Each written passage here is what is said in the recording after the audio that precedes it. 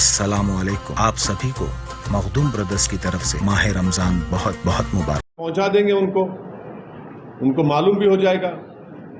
उन्होंने पार्लियामेंट में ये कहा था, मेरे तरफ नाम देखकर कहा था, देख लीजिए एनआरसी होगा, एनपीआर होगा। क्यों होगा भाई, क्या मतलब उसका?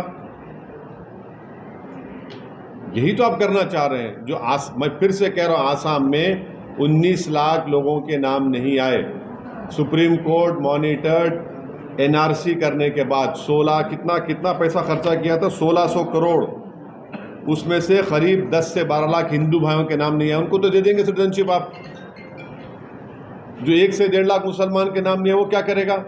और हेमंत बिस्व शर्मा बोल रहे हैं कि कोई जरूरत ही नहीं है कागज की भी, तो कागज वर्दी वाले के जाएगा। वही तो हम बोल रहे थे सर। अगर ऐतराज कर रहे हैं आप जब, अच्छा तो फिर आप ये कह रहे हैं कि एनआरसी नहीं कराएंगे देश में, आप एनपीआर नहीं होगा, सेंसस अलग है, सेंसस का एक्ट है, एनपीआर एनआरसी का सिटीजनशिप एक्ट के तहत आता। वो किसी और थम्स अप को जाकर ज्ञान दिए। ये जो दुम छल्लों को, जोकरों को बिठाकर इंटरव्यू दिला रहे ना ये लोग, उनको ना CAA का फुल फॉर्म आता है, ना उनको कुछ एनपीआर एनआरसी के बारे में मालूम। हाँ, मगर गुलामी और चमचागिरी करना आता उनको। Telangana assembly have passed a resolution that census will be done, but NPR NRS exercise will not be done in Telangana. It was a unanimous resolution, and I am sure now that the Congress party is in power, they will also go along with the resolution. And I would request the present Chief Minister, Janab Shri Revant Reddy, that a resolution has been passed in the Telangana Assembly. Government is always in a continuous form. Parties will come and go. Parties will come and go. It is a resolution of Telangana Assembly. We are not against the census exercise, because census exercise done under a particular act. NPR NRC is done under Citizenship Act. You must understand this. That is the concern. And what you have done in Assam, the BJP wants to do it throughout the country. Sir, political stakeholder में एक आप ही हैं जो इस मसले को सबसे ज़्यादा उठाए, लेकिन सियासत में ये भी कहा जाता है कि अकेला चना बाहर नहीं पड़ सकता। क्या आप अखिल भारतीय जंगल में एक ही शेर होता, दो नहीं रहते, समझे ना? समझे ना? जंगल में एक ही शेर होता। सर, क्या आप अखिल भारतीय स्तर पे like minded party, like minded organisation को एक साथ करके कोई मूवमेंट चलाएंगे इसके खिलाफ? देखिए भाई, ये मसला पूरे देश का है। ये मसला सिर्फ पॉलिटिकल पार्टीज के हद तक नहीं है। बीजेपी, ये कानून अनकॉन्स्टिट्यूशनल है, मज़हब की बुनियाद पर बनाया गया है। पाकिस्तान, बांग्लादेश के जो हमारे हिंदू भाई हैं, सिख भाई, अफ़गानिस्तान के, उनको आप सिटीज़नशिप दे सकते हैं। लॉन्ग टर्म वीज़ा दे रहे हैं, देते रहिए, उसको कोई रोक नहीं है सिटीज़नशिप देने से उनको। ये आप कानून इसलिए बना रहे हैं ताकि देश में फ्यूचर में जब आप एनआरसी और एनपीआर करेंगे, आप स्टेटलेस बनाना चाहते हैं भारत की सब 17 करोड़ मुसलमानों को। आप सुनिए, मैं फिर से कह रहा हूँ, ये आपने आसाम में किया, सुप्रीम कोर्ट मॉनिटर्ड, जो 10 से 12 लाख हिंदू भाई बहन का नाम नहीं आया। क्या बीजेपी उनको सिटीजनशिप देगी? नहीं देगी। जो 1 लाख से 1.5 लाख मुसलमानों का नाम नहीं आएगा, सिटीजनशिप नहीं मिलेगी उनको।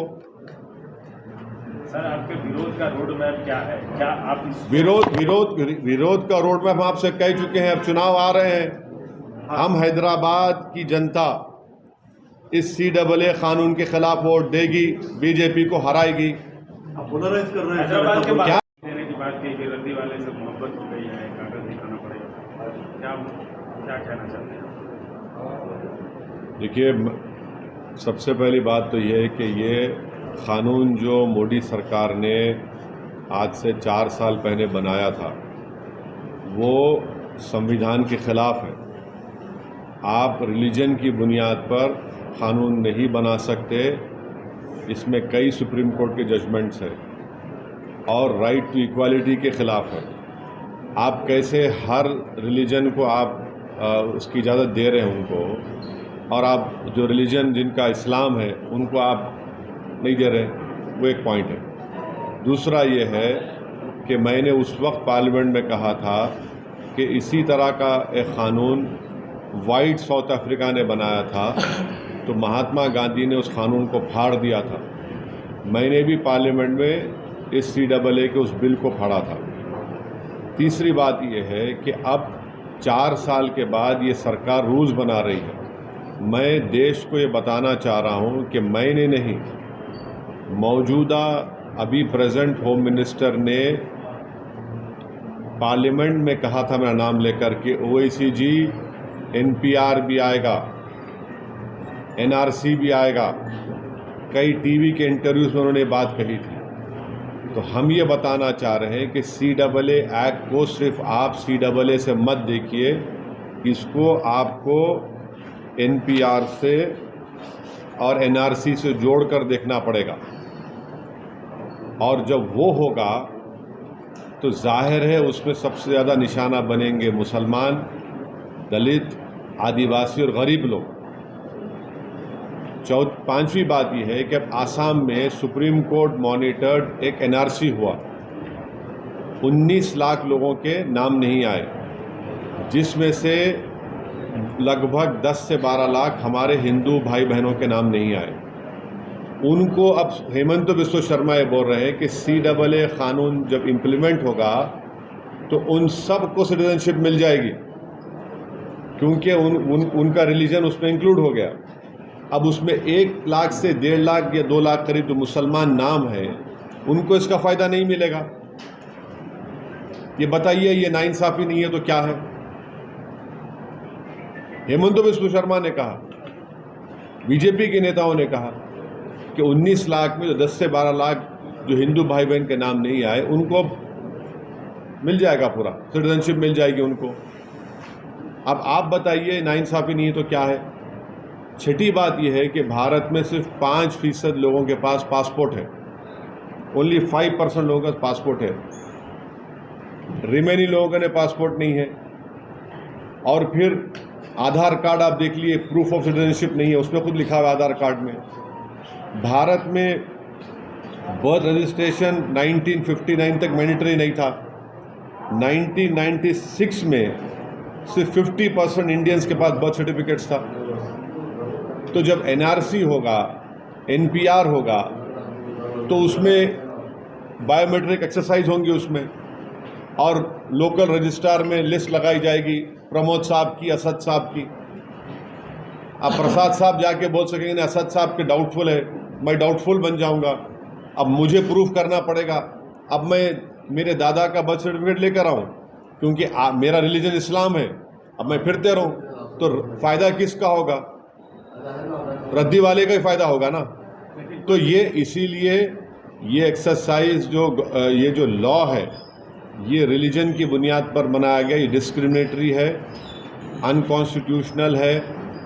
और ये बोलना कि जो हमारे हिंदू और सिख भाई या क्रिश्चियन भाई जो पाकिस्तान में, अफ़गानिस्तान में, बांग्लादेश में रह रहे हैं, उनको सिटीजनशिप नहीं दे सकते, झूठ है ये। हमेशा सरकार के पास इख्तियार था, एग्जीक्यूटिव ऑर्डर से आप दे सकते थे। और आखिरी बात, नरेंद्र मोदी और बीजेपी को ये क्यों भूल गए कि कितने लाखों लोग कश्मीरी पंडित मुल्क से बाहर हैं, जो मुल्क से कश्मीर से बाहर है, उनको आप क्या कर रहे हैं? उनको आप क्या कर रहे हैं? भूल गए आप कश्मीरी पंडितों को? कम से कम 5 लाख कश्मीर के बाहर हैं, लेकर जाइए ना कश्मीर में उनको। इंग्लैंड में इंडियन जो वहाँ के इंडियंस यहाँ पर वहाँ चले गए जो इलीगल है, उनको वापस लेकर आइए। ग्रेट ब्रिटेन बोल रहा है कि लेकर आइए वापस, सरकार बोलती है हम नहीं लेकर आएंगे। तो ये गलत है, डिस्क्रिमिनेटरी है, अनकॉन्स्टिट्यूशनल है। सरकार के पास पहले से पावर्स थे और है, रहेंगे कि वो जो हिंदू भाई बहन पाकिस्तान में है या बांग्लादेश से हैं, आप दे सकते हो उनको। और मैंने खुद केस डाला है सुप्रीम कोर्ट में, हम लोग जब CAA का हियरिंग हुई थी, हमारे लॉयर जनाब निज़ाम पाशा साहब ने स्टे की मांग की थी, तो गवर्नमेंट ने कहा था कि अभी रूल्स नहीं बनाए। अब जब रूल्स बनाए तो हम सुप्रीम कोर्ट में डालेंगे और इसके ऊपर हम कोशिश करेंगे कि सुप्रीम कोर्ट में जाकर इसको उठाया जाए। इस मसले म्यूनसिपैलिटी का चुनाव हो रहा है क्या? 130 करोड़ जनता का चुनाव हो रहा और नोटिफिकेशन आने से 4-5 दिन पहले एक इलेक्शन कमिश्नर साहब रिज़ाइन कर देते हैं। ये क्या मजाक है क्या भाई? नहीं तो मत कराइए इलेक्शन, क्या है ये? 4 दिन पहले वो रिज़ाइन कर देते हैं और फिर आप 2 इलेक्शन कमिश्नर्स को अपॉइंट करेंगे। अभी आप माने 14 तारीख को बोल रहे हैं, मीडिया में आया कि 14 को मीटिंग होगी। जाहिर है गवर्नमेंट के पास मेजॉरिटी है, जो गलत कानून है, जो सुप्रीम कोर्ट के डिसीजन के खिलाफ आप बना रहे हैं, तो माने 2:1 पे आप 2 लोगों को बना देंगे। दूसरे दिन शायद हो सकता है प्रेसिडेंट उसको एक्सेप्ट कर ले और 1 दिन 2 दिन के बाद आप अनाउंस कर देंगे। कैसे क्या है ये तो काफ़ी अजीब है।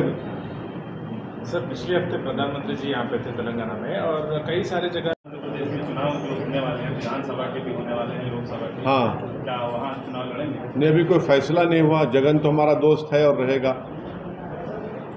तो आपका सपोर्ट है सर उनको? नहीं भाई, आप भी मेरे दोस्त हैं, दुश्मन है क्या आप मेरे?